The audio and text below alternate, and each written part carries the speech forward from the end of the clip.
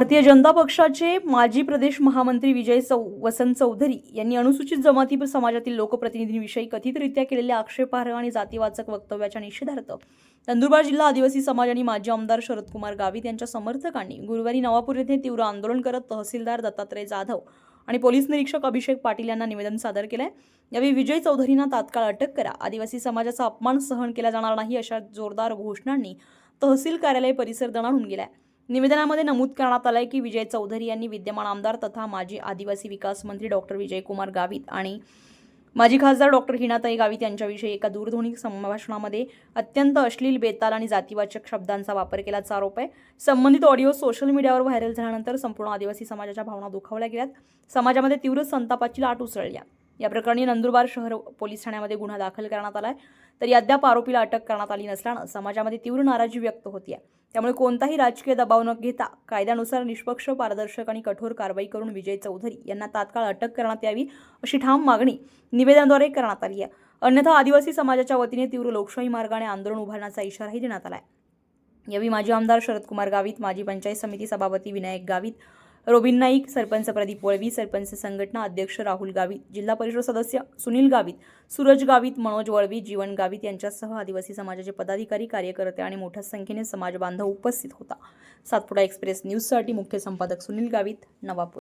30/7/2024 रोजी माननीय तहसीलदार नवापूर यांना आम्ही नवापूर तालुक्यातले सर्व सरपंच परिषद, माजी जिल्हा परिषद, आजी जिल्हा परिषद सदस्य, पंचायत समिती सदस्य यांनी असं निवेदन दिलं आहे की मगाशी एक सोशल मीडियावर ऑडिओ व्हायरल होतो आहे।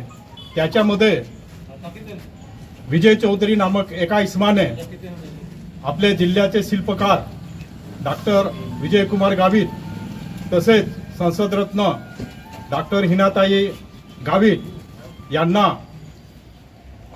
अवर्ष्य भाषेत शिवीगाळ केली आणि त्यांना अपमान होईल असं वागणूक दिली। त्यामुळे आमच्या सर्व नंदुरबार तालुक्यातल्या आदिवासी समाजाचं मनाला ठेच पोचली आहे। त्या अनुषंगाने आम्ही हे निवेदन दिलेलं आहे। त्यांच्यावर नंदुरबारकडे गुन्हा दाखल झाला आहे, तरी त्यांना अजूनपर्यंत अटक झालेली नाही आहे। जोपर्यंत अटक होत नाही तोपर्यंत हे आमच्या आदिवासी समाजाचे आंदोलन ठिकठिकाणी चालूच राहील। जर त्यांना लवकरात लवकर अटक नाही झाली तर पुढील आंदोलन म्हणजे जिल्हा बंद किंवा रस्ता रोको असे आंदोलन करण्यात येईल। तरी आमची आदिवासी समाजातर्फे अशी विनंती आहे की त्यांना लवकरात लवकर अटक करून त्यांना जेलमध्ये डांबावं।